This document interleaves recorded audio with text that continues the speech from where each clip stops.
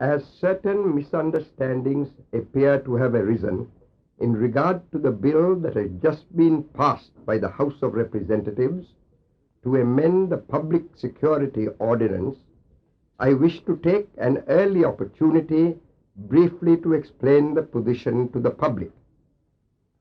I have no doubt at all that the earnest desire of a vast majority of the people of our country is for peace and the preservation of law and order.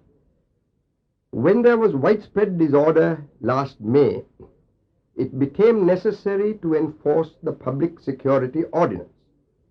And it will be remembered that it was only through emergency powers that it was possible once again to restore order. Unfortunately, in many countries today, particularly in Asia, there are conditions where the ordinary law is insufficient to meet certain situations. We have in our country a democratic form of government. Under such a government, there are various freedoms that individuals enjoy. At the same time, there is a responsibility on people to follow democratic methods in the pursuance of any legitimate objects they may have, political or otherwise. If certain people are not prepared to follow democratic methods, then it becomes necessary for a democratic government, in the interests of democracy and the people, to take certain steps to prevent such actions.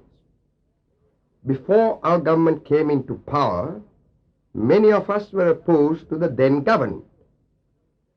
But we democratically explained to the people our point of view and enabled them peacefully, by the exercise of their free votes, to decide their wishes at the last general election. But after our government came into power, certain sections on various issues, whether they be racial, linguistic, political or otherwise, seem to have started to think on different lines. Apparently, some of them may feel that ordinary democratic methods will not suffice to enable them to obtain their wishes or overturn the government. By the only democratic method of doing so, i.e., winning the people's support at a general election. And therefore they may be thinking of resorting to other methods of creating chaos in the country and causing untold suffering to the people in the attempt to achieve their objects. The people will remember the happenings of last May and June. I am sure no one wants any repetition of such or similar happenings. It therefore becomes the duty of any government towards the people to take any reasonable measures necessary to ensure peace and law and order.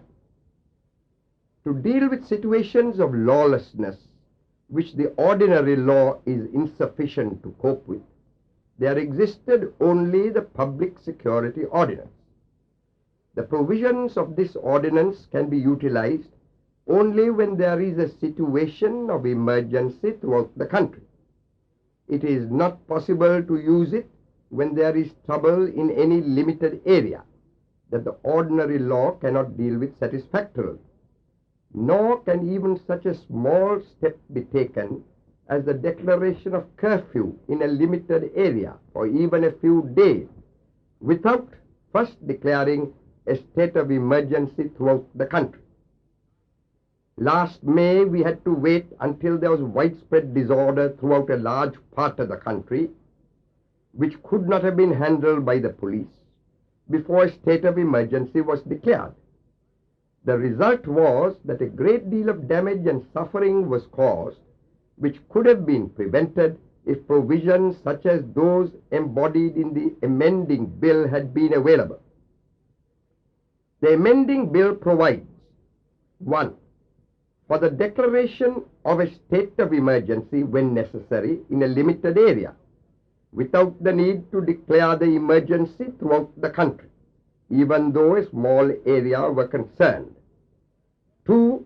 It provides for a declaration of curfew in any necessary place without the need first of declaring a state of emergency. 3. It provides then that on an occasion of emergency, when the police are unable to handle a situation of disturbance, to call in the defense forces to assist the police. 4. It provides also for the declaration of a service essential to the life of the people as an essential service, if the need to do so arises. The normal rights of trade unions are protected by the exclusion from the operation of this clause of trade union action in pursuance of a trade dispute. Any of these steps that might be taken will have to be reported within 10 days to Parliament, which will have the right to amend or rescind any such order.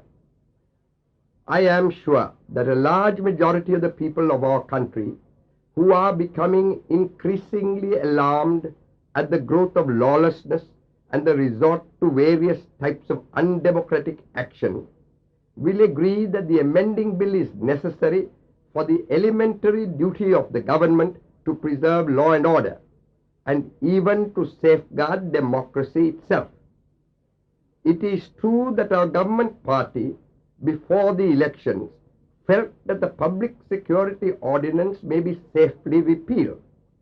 But what has happened in recent times has convinced us, and also I am certain a vast majority of the people, that any government needs legislation of this type as a safeguard for the people. We are quite prepared to face democratic methods of opposition to this bill. Those who feel that we have done wrong in introducing such a measure can try to convince the people of their point of view, and the people will be entirely free in the exercise of the democratic right of the vote to express their disapproval at the next general election. The issue before the people is plain. Are law and order to be preserved and safeguarded, or are possibilities of widespread lawlessness and disorder, amounting perhaps even to revolution, to be permitted a free hand?